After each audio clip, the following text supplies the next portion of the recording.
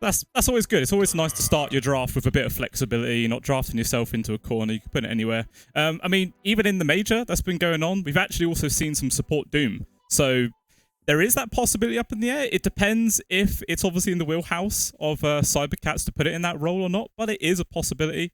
And again, since like the changes to all the neutral creeps and stuff, which is why this is really only a possibility, the huge variety of skills that you can actually end up getting onto him, it turns into a very versatile hero indeed.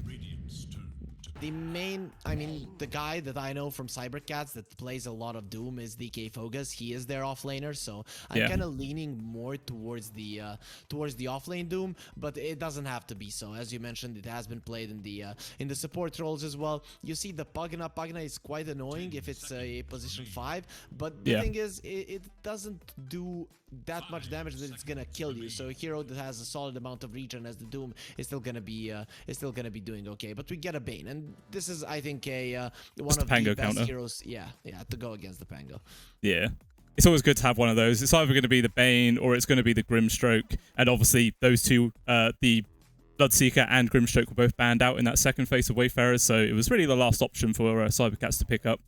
That does obviously mean that it's not going to be a 5 Visage at the very least, because the Bane doesn't really have a huge amount of flexibility on which support role it can actually go into. It's generally always up to 5, sometimes the 4, but very, very rare. Yeah, I remember the times when we would see an offlane Bane with like a drums or something, you know, but it maybe lasted for a couple of days, and you know, weird things tend to happen when a new patch comes out, but that was a long time ago. I don't think we're going to be seeing anything similar right now. I do like the path that Wayfarers have taken now with the Snapfire. You know, other than the Visage Birds, you don't have anything to get close to the Snapfire overall. And, you know, Snapfire is pretty solid. With a little Shredder, you burst through the Gravekeeper's Cloak. So it is something that the Visage has to think about. If there is if you go through the Gravekeeper's Cloak, the hero is quite susceptible to die. The only problem I see for Wayfarers is if the Snapfire isn't doing damage, I don't really know who is. Well, I mean, they've got good setup for the Mortimer's Kisses. Like, there's the Pango roll as well as the Beastmaster Roar. 2 ultimates which are fantastic at locking people down. It should guarantee at least, like, 3 to 4 Snapfire ult hits. But yeah, like you said, they're going to have to pick up a real dream carry to actually start bringing the DPS into these engagements. Cybercats do pick up a Weaver, which, you know, obviously used to always be played as like a 5, but with the Bane already in the pool, I'm guessing this is going to be more of a core Bane? Weaver, sorry. I'm not sure. I would actually much rather see a Visage lane with the Bane. Okay. And not, or maybe if it's a core, if it's a carry Weaver, and then Visage lanes with the Weaver as a support, and you send the Bane somewhere else. The problem is if this is, let's say, a position 4 Visage or a position 3 Visage that is laning with the Doom, you have no damage. That is the thing, and then the Soul Assumption in the lane just isn't that great. Here, if you have a Bane, use the Brain Sap, use the Soul Assumption, suddenly you have dealt like 250, 300 damage to a hero, and they don't know what hit them. On the other hand, the Weaver can be quite annoying to the Pugna. Pugna is fast, but you're not as fast as the Weaver. No, yeah, it's very true. Very, very true.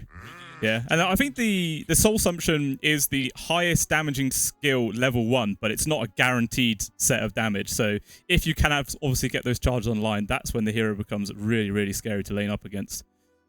Since there are several like First Bloods and just lane dominations come out from that skill alone, it is quite an awkward one to play into sometimes.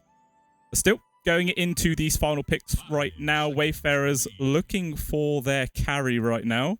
What are you leaning towards? Well, I mean, there's still an anti-mage, which is quite popular. There is. I'm not sure. I think you want to crush your lanes right now. With how the thing is going, Pango will probably be in the mid lane. I doubt you're going to put a mid lane Pugna. And the Beastmaster Snapfire are going to be pretty solid in a lane against the Bane. So I think you get a lane dominator they can push. I always think about the Troll, but the Troll is just a very weird hero, especially when you don't have a lot of lockdown on your side. But I would go for a lane winning hero here because they have a lot of push with the Pugna, mostly with the Beastmaster, and they have a lot of early team fight. Okay. PL. Okay. A lot of people have been saying that PL isn't really the strongest carry in this current patch, but they decided to pick it up. And then a snap pick of an Ember in response there. Obviously, always a fantastic hero to go up against that army of illusions. The Sleight of Fist doing work, all the AoE damage. You can clear it up very, very easily. So so it is a POS 1 Weaver then. Yeah, other than the Ember Spirit, you have nothing to deal with the PL. PL is the best counter for the Visage. You can even dodge the Soul Assumption early on. Of course, the spell has much lower cooldown. But again, we can see cybercats are laning Visage with the Doom. They're laning Bane with the Weaver. And this Ember Spirit is gonna pose a problem for Wayfarers, don't get me wrong, but it's one hero that you can put your focus in during this game. If the Ember Spirit dies, I don't see how you deal with the PL at any point in the game, to be honest. Okay, sure, if you start off the game with the Doom, that's fine. But the thing is that the Division game will always be on the side of Wayfarers just because of the Beastmaster. So I'm kind of leaning towards Wayfarers here. Despite cybercats, they have a perfect class pick, but I think it's quite clear what you have to do with the Pango ult, with the Beastmaster ult. You target the Ember when he's out of position and without the Bane being close. If you can just that one small thing, if you can make it tick, I think it's gonna be an easy one for Alberca to carry. Yeah, there is a couple of, obviously the PL's always got to be wary that he doesn't just get doomed and then he is just sort of out of the fight. Makes it incredibly difficult for a PL to play when he can't just spam doppelganger and such. Yeah, he's always got to be a little bit careful about that. Yeah, for sure. Or obviously there's the Pangolier, which is a good Doom target as well. Obviously pre-Rolling Thunder. So I think there's going to be a couple of Lincoln Spheres getting bought out this game. Yeah, there are a few things here. The thing is that cybercats lineup, it relies on starting the fight first. There's two things for it. You are very bad at pushing, other than the Visage. And you don't really have heroes that are gonna get super fast blink daggers. So for this lineup to work, you have to get the tier 1s down, mainly the mid one, and then just run around the map and kind of constantly force Wayfarers to be in a position they don't want to be in, with smokes, with better vision, leave vision, then catch people and stuff like that. It is just not the easiest thing to do. Yeah, that is very true. We'll see how it's all gonna pan out though. This game should be starting. Well, obviously, on going off in 18 seconds. Probably just going to be a 2-for-2 split. Doesn't look like there's going to be much contention here for the first bounties. Maybe for this top river one. Depends if Funnick and Immersion actually want to commit themselves. Which looks like they might do. Also, one other thing to point out is that Wayfarers, they're probably one of the favorites to win the entire thing and to go into the Division 1, and cybercats, they just went through the lower bracket. They have been playing for some time together. I know they played D2CL even Season 8, maybe one before that. So they know each other, but they're definitely not on the level of Wayfarers, where we have pretty much 3 players that from former AS Monaco Gambit that played the Division 1. So they definitely know what they're doing. So I'm kind of looking forward to see how this one pans out. Yeah, it's going to be quite interesting. One thing to note as well, that Wayfarers actually commit both of their Observer wards very close to each other inside their own jungle. So they're not really going to have much vision in the mid lane to allow that Pango to get those runes a bit easier. That's an interesting one. I guess you're afraid of rotations from the Doom. Ari, I'm guessing you want to see how the Doom is moving. That's the only one that I would guess. I don't see a reason why you put both of those wards there. Maybe it's misunderstanding, or maybe they're just giving a lot of emphasis on this Doom, who yeah, he wants to run around. It's not that he doesn't want to, but it's still kind of weird for those two wards to come out. I mean, actually, the Observer ward by the shrine has actually blocked the camp, and they've also got a sentry blocking the camp to the right of it as well. So really trying to limit all the creeps that you can actually steal away and get some skills online. So maybe it's sort of like a more expensive sentry ward to use in that regard. Yeah, and Happy even finds the ward there when we were talking about it. Division game, definitely good one here on the bottom side of the map. When you're mentioning camp blocks, there is a block on the big camp as well. And I'm guessing the Doom kind of knew something like that was gonna happen. He didn't want to eat the creeps away from the Visage, and he just started off with the Scorcher just to try to get that Soul Assumption damage up. Yeah, makes sense. How do you think Doom versus Pugna support lane actually ends up panning out? Like, who really wins this harassal? I think it is just going to be the Pugner favored, right? He's just so much faster. They never blast spam, and can always keep your distance. True, but it's just gonna be a war of who's gonna be more annoying. I'm guessing that's gonna be it, and neither the Visage nor the PL are gonna be feeling the pressure that much. I even think that the PL might feel the pressure just a tad bit more, but the problem is the PL has so much more damage than the Visage himself. Yeah, definitely makes sense. So far this mid lane, it's looking pretty even here after this one CS. Yeah, 15 and 2 to Igor to 14 and 2 there on squad. So pretty much a straight split down the middle between these two guys right now. Might see the Pango start pulling ahead around the level 5 once he gets like the 3 points into Swashbuckle perhaps. And then might be a bit more awkward for Igor to secure those CS. We'll see how he ends up panning out.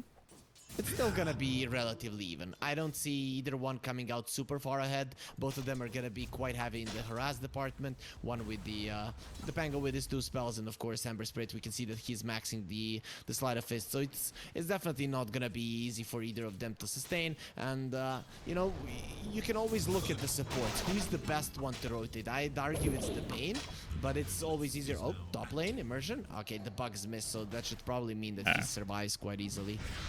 You really got to hit those. Makes a big difference, that minus armor. I mean, maybe he was aiming for Roche. He did get the bug onto that, you know. If that was his game plan, then he did win. He succeeded in that. Yeah, Shigetsu for sure. You know, he did poke the big guy. Like that's a manly way to approach for sure. 100%. Oh, yeah, he's going to try and steal this bounty. Hideo, though, perfect spot to deny it. Might be able to try and kill him right now. Obviously, he has the brain sap. Yeah, squad, he's got to be careful right now. I think he knows he's dead. And yeah, first blood picked off for Igor. That is a fantastic turn of events there for cybercats. Your mid laner getting that first blood bonus. Really going to help him along on his item progression. That is you always look at who is the best support to rotate. Bane, I think, you know, Bane is probably the best one in the entire game. Mirana is pretty solid with the right mid laner as well. But there's only a handful that are just so good at securing runes. And Squadix, you get a little bit too aggressive there. I don't think he had the reason really to go for that rune. He could have waited for the water one, but still. I think it was all because of that. Yeah, it was all because of that high ground ward, I think, which is just about to time out now. But yeah, it saw the Pango going in. The Bane just had the perfect opportunity. Net that freebie. And we always have to pull back to who is for me, the main hero in this game is always going to be the Ember. Because he's the one that deals with the PL. He's the one that is hard to catch. And you don't want him having a good start. Because as I mentioned, I'm seeing this game as cybercats. How do you win it? You go and you run towards your enemies. But top lane, we're going to have to hold that thought. Oh, yeah. Hudo. Nice little dodge there of the Cookie with the Nightmare. That just saved his life. Really clutch play right now. Looks like maybe he's going to try and poke onto the snap. He's got the mana for a brain sap right there, but still just a little bit too low to carry on pushing forwards. So it's just an end up even trade really of damage between these two. The Weaver is always so scary with the turnaround though. Now when the Swarm just isn't as strong as it used to be, and Beastmaster just having that inner beast, that is one of the better heroes actually to deal with the bugs just for your supports. Imagine you're a lonely, sad support, the bug is on you, but you have that inner beast, like, and you take the bugs down. So that actually does help quite a lot for these supports though. 6-minute runes, we're gonna be seeing a fight. And yeah, squad gets lucky, finds the regen rune. Someone's been paying Gaben.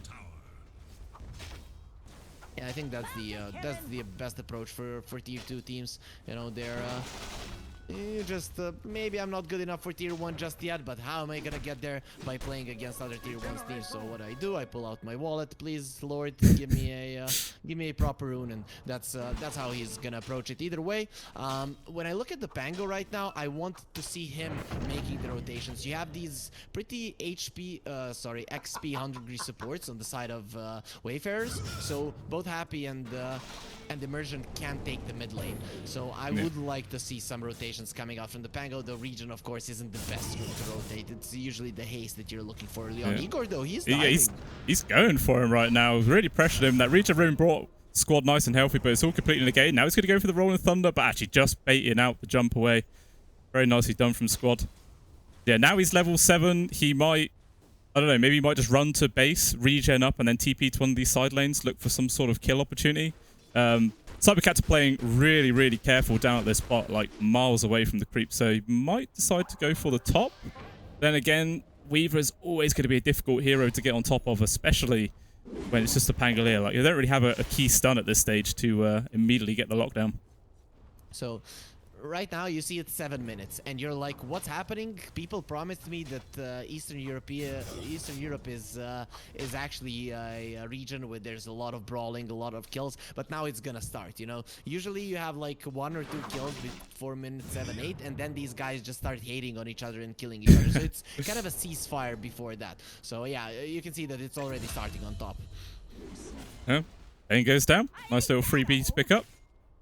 Obviously, always the life of support, you know, you're always going to die relatively early on, so I think he's happy that his first death was at 8 minutes, to be honest. I think I would be as a pos 5. Meanwhile, Igor getting pressured here. Rolling Thunder doesn't miss him, but Igor, he manages to dodge the second hit, but you can't avoid that third one.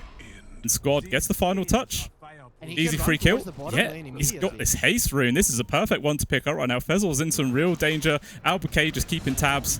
And a couple of right clicks, and the PO actually ends up getting the quill credit for that one as well. So just like you were saying, you know, they were having a calm start, and now the kills are starting to flood in. It always goes like that. I don't know what the idea is behind it, but they really like to play the early game super passive. So that is how the lanes are usually gonna go when you have 4 people from Eastern Europe. But top lane Funnick, this time around he does get the bug off, so it could be a problem for Funnick. They could commit the raw though. There's a lot of damage. Can they actually get the hit? They do. Shingetsu just about going down right there. That was extremely close. And yeah, the Bane, his nightmare was actually on cooldown because they used it aggressively, so he couldn't actually save his Weaver in that time. So yeah, that's gonna feel quite bad losing your pos 1 like that. This is the thing, you're probably gonna start seeing a bit of a class difference between these teams. I don't want to take anything away from cybercats, but Wayfarers are definitely coming in as the heavy favorites, I'd say, even to win the whole thing and not just win against the open qualifier team. Not to take anything away from it, we know that once a open qualifier team won TI, but it's very true. But yeah, it's always going to feel rough going up against those big teams immediately at the start of a fresh season. So I think cybercats are probably cursing their luck a little bit, but, you know, sort of trial by fire. If they can go through this series and actually come out on top, that would be a huge confidence boost going into the rest of this Division 2. Yeah, I'd even go as far to say if they would take 1 game off of them, they'd be quite happy, but the aggression is going to continue either way. Yeah. Yeah, Bane dead again. Nothing really too surprising there. Obviously, the Rolling Thunder was committed, so, you know, if this was one of your pubs, you might spam the space created button. You know, don't worry, guys. Rolling Thunder's gone for 70 seconds. You're safe. It's just the problem with that spell. It just has such a low cooldown. They can always fight, and this is the deal. This is why I didn't like the cybercats lineup that much. Is because they have nothing to push the towers with against superior team fight, and that is definitely what Wayfarers have with the Rolling Thunder. You can never get the towers down. That's why you're gonna see cybercats right now try to use this downtime to get the bottom tower down as low as possible. Because if the map isn't opening for you as cybercats, you're gonna be in so much trouble. This PL will be a big problem, and he even has a very early diffuser blade, so he can already fight. Yeah, happy draw though, getting dived onto these tier 1. The TPs are coming in here for Wayfarers. They want to try and take this fight. Hudu just about able to get that Nightmare F, but Immersion still going to be able to finish the kill. Fezzel dying. DK Focus though does at least manage to take out Happy Dwara. Can he escape? The Mormons Kiss on him. He's dodging quite a few of the hits. He respawns the Familiars, but he still ends up dying. He cannot lose these right now. That would be huge. Oh, and a disconnect from Happy Dwara. But obviously he's already dead, so it's not massively impactful. I don't... actually, I mean, if Immersion times this cookie perfectly, they can get the lockdown onto these Familiars and kill them both. I actually think the Scatter Blast plus the Swashbuckle kills him. If I'm not mistaken. I think it's actually going to be enough damage. 280 plus, plus point blank range. Bonus damage from it, and then the Swashbuckle. I'd say that's gonna be enough. One other thing I wanted to talk about is PL as a hero. You know, you get this diffusal blade so early on, he can actually join the fights. This is the deal. Once you get the Manta, when you have the Manta diffusal, you're usually quite hesitant to go in, because at that point of the game, if you die, it's a problem. But right now, with his team being ahead, I wouldn't mind Wilberka coming into fights, and considering they still haven't lost any towers, he actually has objectives to fight around. He's not gonna be going for aggressive moves. But if it's a fight around the mid lane, if it's a fight around the bottom lane, you can expect him to come in, and some bonus kills for him is going to be a problem. Now we're seeing these cybercats having so much Shigetsu trying to save the birds. Ooh, I killed one of them. One of them does actually survive, which is a pretty good bit of micro there from DK Focus to at least save one. Which ain't too bad. And yeah, like you're saying, that Diffusal Blade this up on the PL, and the Pangoliers one is just 960 gold away. So as soon as that item's online, that is 100% going to be the go time from Wayfarers to just constantly look for kills. Like double Diffusal Blade, nobody's going to have any mana on the side of cybercats. Now, I have to say a crucial mistake for Wayfarers. The PL was close to the mid lane, but he decided to farm the Ancients other than protect the mid lane tower. By taking the mid lane tower, they open up the bottom parts of the map completely, and their supports that weren't having a good time in levels now have time to get those up, so the Doom and the Fiend's Grip are gonna be there. Mid lane though? Very true. Ooh, another pick off onto Igor. Second death in a row there for the Ember Spirit. That's gonna start feeling real rough. Like, he had a fantastic start, he was having good CS, he even got first blood, but now, as a result, he's actually dropped down to be 5th net worth amongst all the cores. Not quite the dominant position he once was. But, I mean, it's not like it's a massive gap between him and Squad, though. It's only about 500 gold, but, you know, still 500 gold, 12 minutes in, it can make the difference. Smoke is coming, but this is not a good position for cybercats. Too many heroes are here. Yeah, tower's already gone. And yeah, Fezzle, he does obviously have his ult, but he actually stepped a little bit too far forward. He was fake pumping to commit it, but yeah, he will just die. Immersion somehow getting the last hit on that one. This is the strength of the Beastmaster when you take the tower. You overtake the enemy jungle so early on, which is, ever since the bounty rune was put there at 731, closer to the outpost, that part of the map has been harder to take because teams have been putting so much emphasis on it, but we can see here it's still somewhat tier 2 Dota, and cybercats, they are not controlling that area. By not controlling your big jungler, you're in big trouble. We can see on the other hand that that Wayfarers, they have a ward next to their outpost, so they're going to be controlling at least 2 if not all 3 camps that are on the high ground there. So I'm looking at the map control right now being so much in favor of Wayfarers, which allows the PL to farm aggressively, which allows him to join the fights, which is actually going to put cybercats in a very, very disadvantageous position. Yeah, I mean, already 4,000 gold ahead, 13.5 minutes in. cybercats is going to attempt some sort of smoke play right now. Charger forward, Smoke's going to break, leading the charge, going to try and target onto Funnick. They don't actually get the shackle straight away. Squad, though, he's ready to use that Rolling Thunder up on the high ground. Nice stuns with the Familiar, holding back Happy Durara, but still, cybercats just can't quite find the opening to get on in there. Shackles actually ends up whiffing again. And that was a perfect swashbuckle, lands onto a 4, and immediately cybercats has to run away. Wayfarers seeing the opportunity to make the go. The Raw's there, Rolling Thunder. They got the lock onto Fezzle, but Squad, he wants a more high priority kill. He finds DK Focus, locking in the Visage right now. Still going to need some support from the rest of his team. Maybe trying to poke onto the Pango, but actually can't finish the kill. Elsewhere, though, the Bane does drop. So, I mean, it was quite a few ultimates committed, and it was actually only the supports on cybercats to die. So it's not really the worst outcome in the world, but it definitely wasn't great.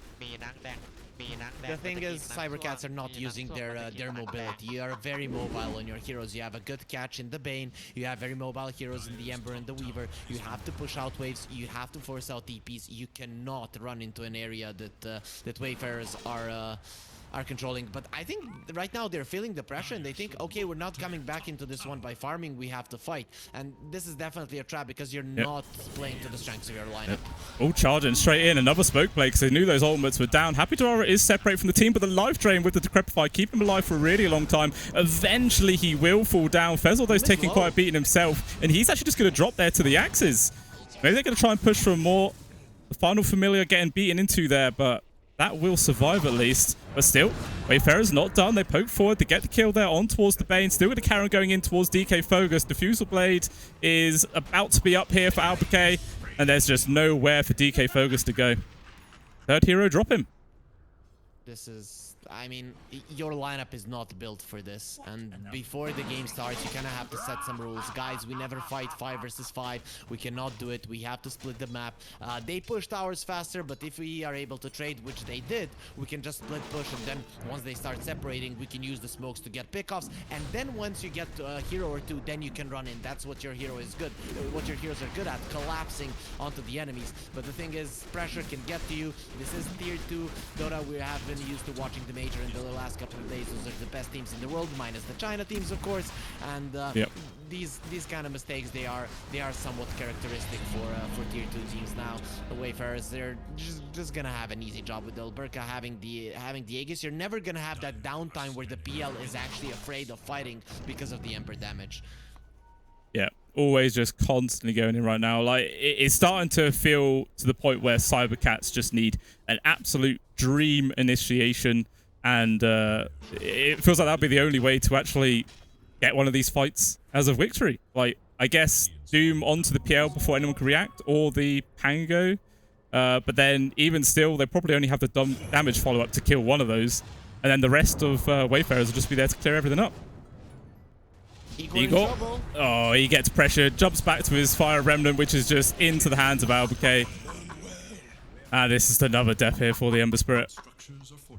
This is rough. Happy is just slurping on them, like.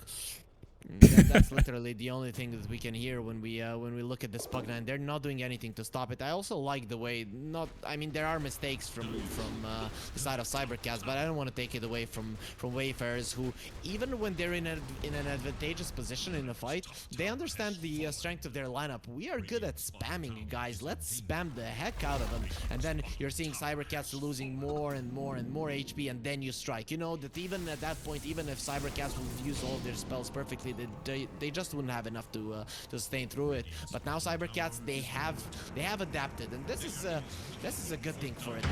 Oh, Fezor? Yeah, he's trying to cut the creep wave right now, but Immersion and Squad just knew it was going to happen. Clears the freest kill of their life. Even a couple of TPs to the bot. Maybe they were trying to catch DK Fogus, but he's just going to TP out in the trees. He's fine. But I mean, to be honest, they're behind by 7k, and they were actually able to take down the tier 2 at the bot, which isn't that bad in all honesty. You're like, I think that's a happy trade they would have taken. And they half of a tier 3. I have to say, Wayfarers, with them having the vision on the bottom lane and the Aegis, I didn't think they would allow that to happen. You would either attempt to go really hard on the enemy high ground to force the TPs, or you would smoke towards the bottom part of the map and use the Aegis to at least claim the bottom tier 1. If you claim the bottom tier 1, it becomes much harder for the enemies to split push you like that. So Wayfarers, again, they're gonna let the bottom lane go. I'm inclined to say that this is a bit of a mistake from them. Yeah, talk about mistakes. DK Fogus, he has been caught. Morton's kisses just to guarantee the kill. Godlike now for the pulse for Immersion. This man is having a fantastic game. Like, he's got his blink. He's about to have his shard, just 300 gold. But I mean, by the way that Wayfarers are playing, this game doesn't seem like it's going to be lasting much longer. It's just getting really, really hard for cybercats. Immersion is probably the guy with the biggest pedigree here out of these whole products. If you count out Funnick, who hasn't been that successful in the last few years, Immersion has really been doing awesome in some of these teams, and it's no surprise to me that he's doing this good of a job in this game. 9-0 and 3, it's too much, and the first lane of Rax, it's gonna be an easy claim for Wayfarers.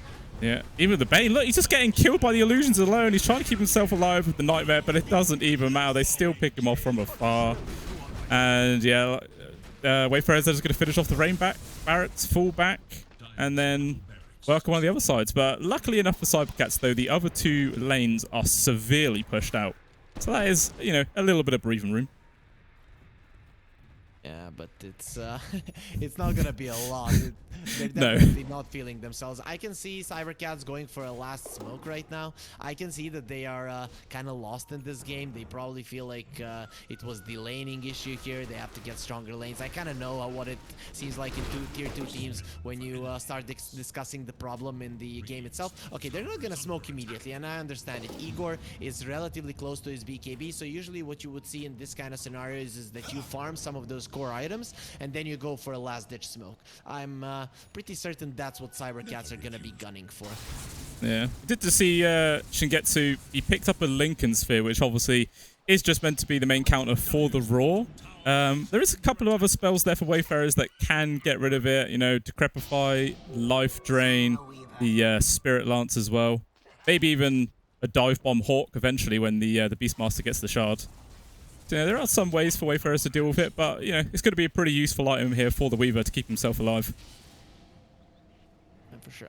I'm liking what DK Focus is doing, at least with this familiar, kind of slowing down the push, so the bottom tower isn't gonna die. Once the bottom tower dies, you have no more places to fight. Ideally, for cybercats, you get your core items before the bottom tier 2 falls, and then you fight at that point, because that's your access point to actually having a good fight. The thing is, are actually their enemies gonna allow it? For me, Wayfarers, they go push in the top lane as much as they want. Once the roach spawns, you take it and you win the game. That's a nice blink out. That was a very nice blink. I mean, it's not going to save his life, but hey, he bought the rest of his team a few extra seconds to TP out. So, you know, it's a valiant sacrifice. Make sure his team can actually escape. And, you know, that actually forces the entirety of Wayfarers back to their own side of the map just for a kill onto a POS 4, which, you know, he's so underfarmed, he just feels like a 5 really at this point. Yeah, hey, definitely. I guess that's really just what cybercats want to do. They just want to sort of dodge as much as they can until they get these items online. And the Ember has now just finished that BKB. Is that enough for cybercats to now feel like they can actually make a move, or do they still have to wait for something else? I mean, the Mjolnir is actually only 180 gold away here for Shingetsu, which will be really, really nice. Oh, but he might be found. Jump forwards there for immersion. Oh, he's trying to get himself in the trees with the Hawk. Yeah, they know exactly where he is. He can't roar because he saw the Lincoln Sphere, but still the Cookie's going to get the grab. The Centaur Stomp as well. Is this enough damage? It is. Raw, not even required to pick up the Weaver. And that feels real, real rough. The question that you posed there, is the BKB enough? Probably not. Do you have the space to get anything else?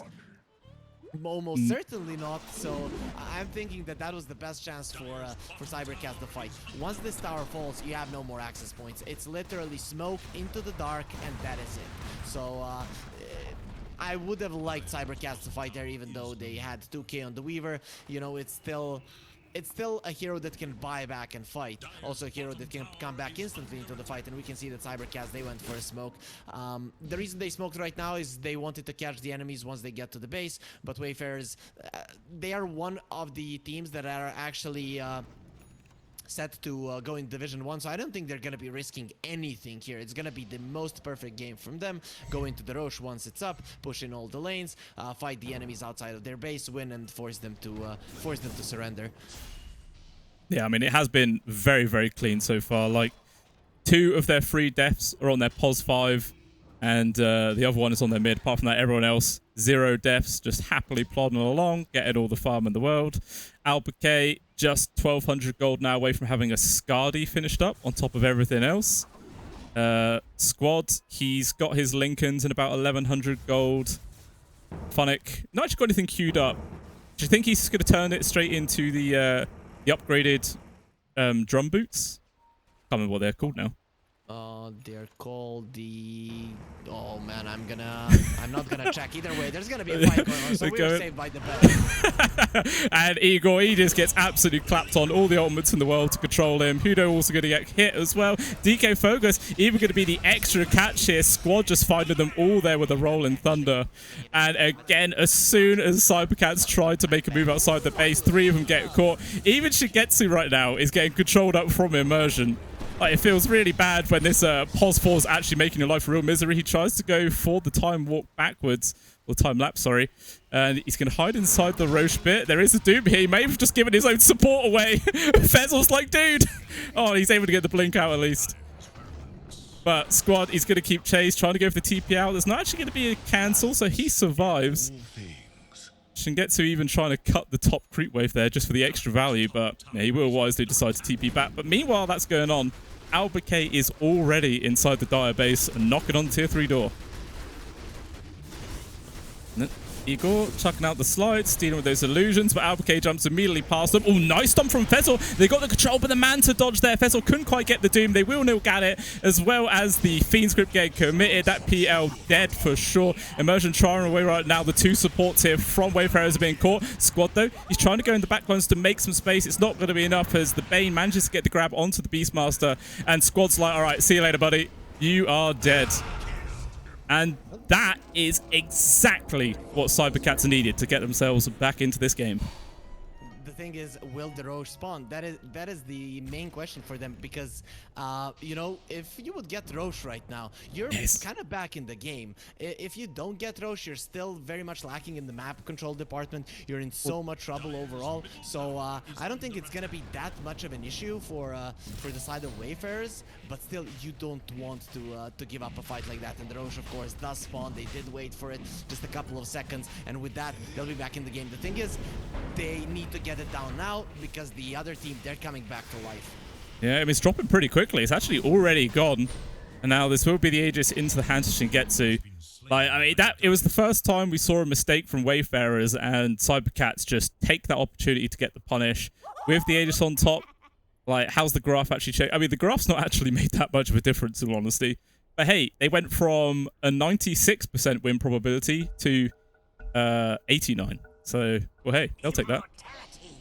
Oh, you'll take that any day, and with this, you have at least delayed the game for the next 8 minutes, because without that Aegis, the side of Wayfarers, they're not gonna be going high ground. The thing is, now our cybercats gonna know how to use this advantage. This is again a problem. You have no towers outside of your map. You have nowhere to rally around. You do not control a single area, and that is the main thing that cybercats have to do right now. Smoke, put wards into an area, or you have a gem. You took the gem away from the enemies, so put wards on at least one part of the map and play around that part. Of course, the Ember Spirit will be split pushing, and this is where cybercats can strike. They can either fight on top once someone TPs on the bottom lane, or they can smoke to the bottom lane once someone TPs to assist Igor and just go aggressive. But I think the way for Wayfarers is just to strike next to the enemy base, constantly keep the creeps in, and then in the next 5 minutes,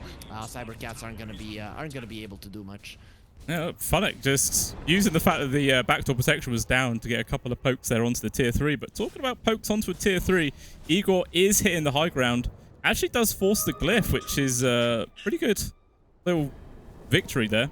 Not massive, but having that down does make defending your base a bit easier. They cut the waves. This is a problem. Cybercats are staying in their base. They probably feel like they're much weaker than they actually are. 28 minutes in, 6k gold lead. It is not that big. So you want to smoke, but the thing is, they shouldn't run straight into a fight. Control an area and then go from there. Fight deepest on the mid lane. Don't go into your triangle. It is just too damn hard to fight there, and luckily for them, they're not going to be doing it. Clear up the top part of the map. That is the way to go for sure. Yeah, just trying to get some actual valuable vision down. Finally have somewhere to play around. And yeah, it just looks like Wayfarers just trying to play around what vision they have here. The once observer ward in the enemy triangle, and they just do not want to leave that small advantage. And yeah, they're trying to cut the creep waves as well. But still, it's not really going to be changing much difference right now. This is space that cybercats are very happy to take. But that dive bomb, Hawk gets a grab onto Fezor. But the BKB there from the Doom does sort of disjoint the follow-up there from Wayfarers. And maybe now they're actually going to try and get aggressive themselves. All charging on in. The Rolling Thunder has finished there from Squad. And still, Wayfarers is trying to get up to the high ground now to play around the vision that they do have and make this fight a bit easier for them. But cybercats, they're not taking the bait. They immediately know they're going into uncharted territory, and they decide to back on out. Very good bit of discipline right there. That was for sure a great call from them to go back right there. Both teams are lacking in the catch department, but the thing is that the side of Wayfarers, they have more poke. They can constantly just poke. Igor needs to get a little bit too close to be annoying with the sleight of fist. And here you have Swashbuckle, you have the Scatter Blast, you have the Hawks actually to give you vision. All of the units from the Beastmaster, and even just the Spirit Lances and the Illusions from the PL can do a lot of damage. Yeah, extremely good. And yeah, that like sort of initiation that we saw a second ago from Wayfarers, which just got completely negated because the Pulse 4 Doom, he's got a BKB. Which is, you know, you don't normally see it too often on supports, but because Doom obviously has the innate advantage of the Devour Gold, it allowed him to actually get that item online, which, yeah, just sort of saved cybercats from a very, very bad fight. Ooh, actually, forcing TP back should get towards his tier 3, but it doesn't look like Wayfarers really want to commit for it right now. They're still just huddling around this triangle. Really, really afraid about pushing into an awkward fight. I mean, they are still obviously up against the Aegis in the hands of this Weaver. So it makes sense that they don't just want to dive headfirst into uncharted territory. Oh, the jump forward submersion. Okay, no sort of follow-up though. And just immediately backs on out. But cybercats, the rest of the squad is smoked up. See if they can find anything. Albuquerque's there. Does get the doppelganger back towards his teammates. And still, it's just the constant pokes from afar. Squad actually going to commit the Rolling Thunder as well as the Morm's Kisses. They're getting the vision inside the trees. BKB's all popped, avoiding it, but the Raw, it locks onto Doom before he can get his arm off. That is a fantastic usage there. He will buy it. Use coming back in. Funix in real danger, but the life drain there from Happy Dorado keep him up for a little bit longer. He's actually still not dead. Finally, he will drop. DK Focus super low himself, but he's going to be able to keep going. Albuquerque takes a couple of prods, but he does disengage right now. DK Focus eventually dies. Happy Dorado forced up to the high ground, but the Familiars keep the chase. They take him down, and Squad, he's on top of Shingetsu right now, has to swashbuckle to the low ground. The Weaver's got to be a little bit careful. He's actually really low HP. The jump forwards from the Fezzle, they get the Doom onto the Pango, force up to the high ground, but that dot damage is still going to be there. Shingetsu charging in. He's got this Aegis for one more second. He's got to be careful he doesn't overextend. And he does use his ult to disengage. Igor, though, keeping chase. Squad obviously does tick out there to the Doom. And the Snapfire, another casualty there. I definitely like the buyback on the supports there when it came down to cybercats. The thing is, PL is very dangerous in these kind of long fights because at some point he will overwhelm you and kill everyone. So the supports dying at the start of the fight seemed very, very scary for cybercats. But once they buy back, they're in. Okay, right now we're in an even game. The reason for that is, you know, the towers being gone, they're not gonna mean that much because both of the teams are capable of fighting in open territory. And this is the thing, Wayfarers, they were okay with the status quo, but they weren't changing anything, and that gives so much time to cybercats to actually think of a response. They took a long time. Of course, the tier 1 team would already be making a 1-2 move, go into their own jungle, push out the wave, smoke, catch one, and stuff like that. They went with a slower approach, with a more timid approach, but in the end, when you have like 5 minutes to actually think about your move and think about when an opening is gonna present itself, it's actually gonna come to that point at some time in the game. So I'm liking that cybercats are keeping it somewhat interesting, but the PL is becoming more and more of an issue. I still have to say the butterfly, I don't think it's an item that I like. I'd rather he go for a heart because, you know, right clicks not really the thing for cybercats right now. Yeah, no, I agree with you there. Does the butterfly mischance work against Sleight of Fist? Is that a thing? Because it's classed as a like a physical attack, so it does. I think it does. Just a second, Ember will go in. Okay, yeah, we'll just hopping in and out there, just getting all the control. The Raw does come out, but as well as the Fiend's Grip, locking onto the Beastmaster. They do get a Sun to cancel it all out, and still this Ember's going to carry on poking the Beastmaster. How is he still alive? Just no one's actually able to focus him right now. They're getting a continuous stun lockdown on towards this PL, but he's still going to be able to get on out. Focusing onto the Visage, who just drops in seconds, as well as Fezzle. This PL is really starting to do a dangerous amount of damage. And the nice stun with the Familiars, it does give the space for Shingetsu to disengage.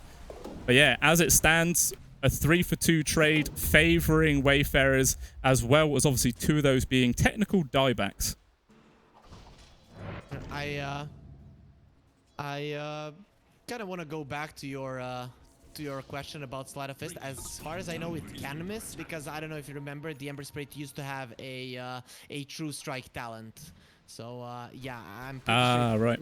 Unless they changed it in the process, but I'm sure that in the chat people are definitely giving us or will give us the correct info. So even if we are wrong on this one, no one really cares because there's so much things to think about in Dota when it comes down to small mechanics. But still, that is what a fight looks like when a PL overwhelms you. Still, quite lucky for cybercats, it's gonna be a very long Roche respawn, so they can definitely have 1, maybe even 2 more team fights, and if one of those goes well, it's gonna be quite nice. So the way that you win a team fight is that you start it off first with a Doom on either the PL or the Pango that didn't use his Rolling Thunder. Those are your options. If that doesn't happen, I just don't see cybercats killing the PL. Even if you win a fight, Alberca goes out, and at some point he is gonna overwhelm you with the PL. Yeah, it's true. It's just one of those standard big late game carries which just get scarier and scarier. I mean, the Weaver does obviously progress quite nicely towards the later parts, but yeah, it just doesn't quite have the late game power that that Phantom Lancer does. And Igor back to poke onto tier 3s does actually force a couple of well, just 1 TP rotation back to the base space created, and the whole team actually moving out down this mid lane right now, trying to find some sort of gap. I mean, they've got all their ultimates ready to roll. So they want to try and abuse these abilities whilst they're off cooldown. Immersion's actually going to be the one they bump into. Just dead straight away. Way too much damage. Happy Durara just absolutely legging it right now. Oh, a buyback. That's very quick on the fingers there with the buyback. Yeah, interesting. Considering that you have a Hawk, considering that the Roche isn't up, I can only assume that Wayfarers want to fight right now. Oh, Weaver is in a bad spot. Oh, they don't actually make the jump though. He's able to disengage, or do they? They're thinking about it right now. They break the Lincolns, but still the Raw Story was not there as an immediate follow-up. Shigetsu, he knows there's vision up on the high ground. He's pinging it out. But the jump force would do. Oh, it's a perfect target to get. Even going to be the Shackles holding him at bay, but the Force Staff's trying to bring this PL into a good spot right now with the Bane. He's going to be there. The Fiend Scrape. Oh, he actually used it onto Illusion. Gets immediately cancelled, but it doesn't even matter. The PL is dead. The Pugler's gone. The Snapfire's gone. It's a disaster of a fight there from Wayfarers. At least they do pick off the Bane, which was miles away, but another big fight. This game has just completely flipped on its head right now. I feel that's 3 team fights in a row, which has gone pretty well for cybercats. Yeah, I really didn't think that Wayfarers are going to put themselves in this kind of position. They were handed the early game on the silver platter, but you could see with some of the mistakes that they made early on that they might not have been 100% certain of what they need to do at every point in the game to win. They knew how to approach fights, but other than that, they didn't know how their opponents wanted to approach fights. So as I said, as soon as the PL gets doomed, you have lost that fight because they have a clear target of who they need to go for, and then they're going to be able to kill him. Plus, the Weaver is very good at picking off your supports. We talked about the PL late game being better than the Weaver, but the thing is that you get this ultra late BKB. So the 9-second BKB, the next 2 fights, Weaver is gonna be extra formidable. And with this ward, they're the ones controlling the Roche Pit. They're the ones that are gonna get it. Without the PL, there is no chance in hell that Wayfarers can do anything about this. Yeah, and that's gonna be a free Ags as well. I guess they give it to the Visage. I don't think there's anyone else that really needs it, but actually, Squaddy's in there with the Rolling Thunder. It's going to get some good lockdown here onto the Weaver, but still, there's not really anyone else from Wayfarers nearby to pressure this right now. Fezol popping the BKB, Happy Durara completely separated, trying to keep himself alive, but he will eventually fall. PL now, focusing on towards the Ember Spirit, but this Roche is getting real low. Shigetsu just taking it down.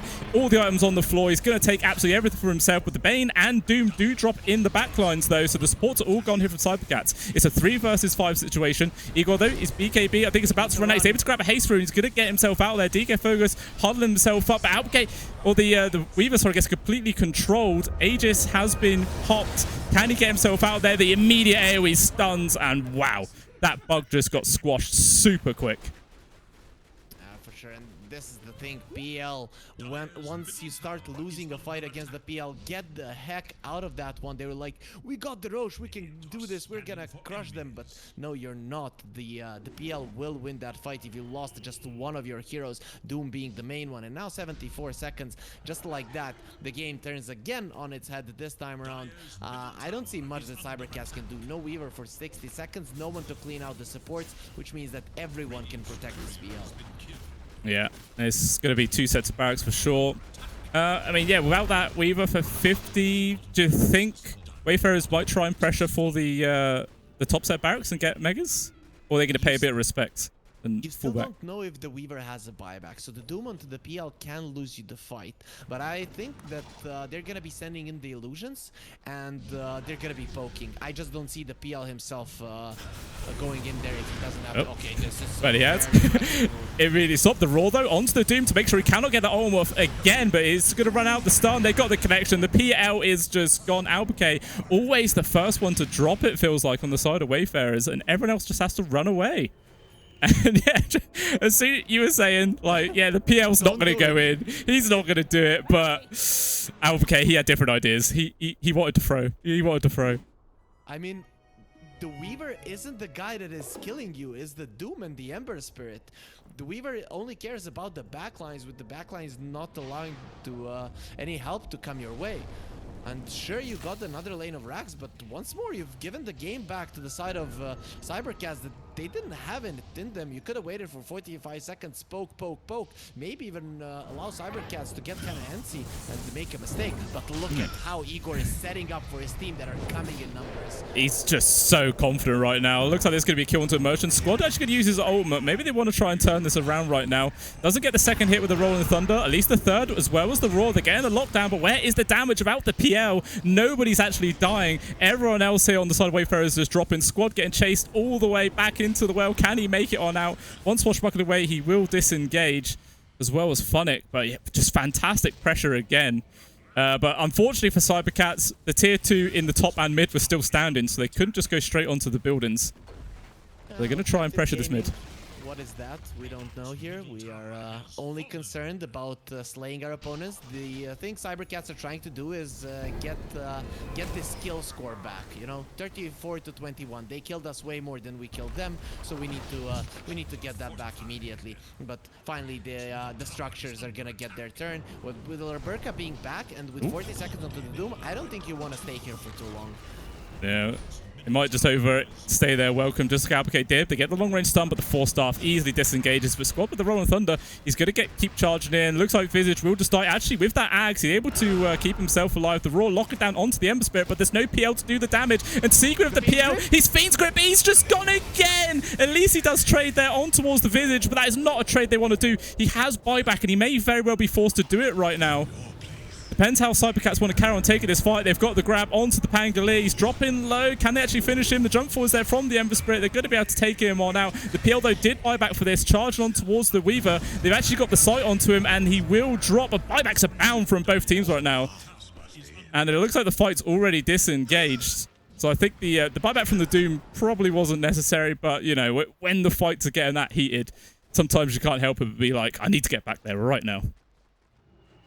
I think we've gotten one thing from this series, and that is that Tier 1 Dota sucks, man. You always it's too fast, and you always know what's gonna happen. This one, when something starts off, it's usually not gonna turn around unless there's like a big hero or something. But pretty much after the 20th minute, you know how the game is gonna go. But here I was like, okay, this is over. Wayfarers, they control the entirety of the map, and suddenly we are seeing cybercats are diving their tier 4s, like constantly doing it. There's only a handful of tier 1 teams that can make things like this happen, and in tier 2 Dota it happens more often because just the mistakes are more prevalent. So I'm liking that Wayfarers are giving a chance to cybercats, and right now, to be honest, yeah, you do have a 2 racks advantage. You have a Beastmaster, so in terms of map control, you are definitely ahead. The thing is now, our Wayfarer is gonna be able to use it effectively. That's very true, but yeah, the key thing to take away from that fight for cybercats is the buyback on the PL. You kill that guy one more time, and then I don't know, they might just be able to run down mid and finish, perhaps. Depends how the rest of the fight goes, obviously, but that is a huge window of opportunity. I mean, we've seen multiple times in a row that Albuquerque is pretty susceptible to dying. Sometimes you get PL games where they just seem absolutely unkillable and they have free reign over everything, but it's just not the case this game. And yeah, like you said, maybe if he went for the Heart of Tarask instead of the Butterfly, it might have been a different story, but yeah, maybe it could have just been an itemization problem. Itemization problem, and I'm playing against the Doom, a hero that literally can erase me from the map, and I'm walking up the high ground because I think their Weaver is not gonna be able to do anything, and they didn't necessarily know that the Weaver didn't have the buyback. So I'm looking at Alberca here. That is a Division 1 carry that is actually making some really crucial mistakes, and this is just giving cybercats another opportunity to smoke out. Bottom lane pushed out, mid lane will be somewhat pushed out, which means you can fight, and with a 5k gold lead, it's not much, but they are gonna surprise their enemies. Jumping on in, Fezzle misses the stomp there, actually hits on just the creeps. The 2 supports getting focused up yet again. Immersion, he's got the Ember Spirit on his tail. Nice cookie up to the high ground, but you can't escape from that Ember Spirit. It's too damn close. The Doom gets absolutely evaporated right now. Damage popping out left, right, and center. Shigetsu focusing onto Squad. The Fiend's Grip's there. The Pango, there's nowhere for him to go. He will die. Out comes the Morb's Kisses, but absolutely everyone from Wayfarers is clumped up right now. The Pugner will drop Immersion. He bought back for this. He's got to try and disengage. He's not going to make it. Yeah, Albuquerque doing the damage. Does find the kill onto the Bane, but he's going to have to try and run away right now. Buyback comes out from Hudyo as well. So This man has got to run away, do the best he can. There's not actually any mana left here for the Ember Spirit, but just look how quickly he dies. And not a single buyback left here for Wayfarers. This could just be GG. I don't see how it's not, to be honest. You just run down mid. Glyph isn't ready for 45 seconds. It's more than enough for them to end this one. Wayfarers, they're gonna have to have a nice long talk after this game. Yep, 100%. I mean, we were saying at the start that they would feel happy just about taking one game off of Wayfarers, but I mean, this dominant showing is just incredible right now. They're probably very, very happy, and you know, just having a good mindset and then feeling good about the games really makes a big difference going into the next ones. But it looks like Wayfarers squad is going to try and make space if he possibly can right now, but it's just not really doing too much. Out comes the raw connection there on towards Igor, but there's just no damage really between these two heroes. Funnick is just a goner, and squad, at least the Pugner has respawn right now, but it's a 2 versus 4, and there's no Rolling Thunder now, gone for 20 seconds. And this is just going to be the slow burn down here onto the Ancient. And GG is finally called. Cybercats, they take game number 1. Yeah, you're going to have to accept the loss there for sure. I mean, you know, at that point, your throne is going to fall either way. So you might as well just raise the white flag before they kill everyone. And with 2 heroes disconnected on the side of Wayfarers, I don't think they're too happy with how this game went. You know, it's one thing to get stomped, but it's the other thing completely to stomp your enemies and still come out as the losers. I think, you know, other than Cybercats not doing much in the early stages of the game, Wayfarers, they kind of overestimated themselves in a sense of how much they can do without their PL or when he gets doomed. And I think the main 2 fights for me are the one in their own triangle where Wayfarers, their PL got doomed and they still decided to fight instead of just cutting their losses. And of course, the biggest mistake and the easiest one not to make is Alberca going up that high ground. I think those are the key points where Wayfarers didn't really understand of how they needed to approach fights, even though they did a pretty good job at the early stages of the game.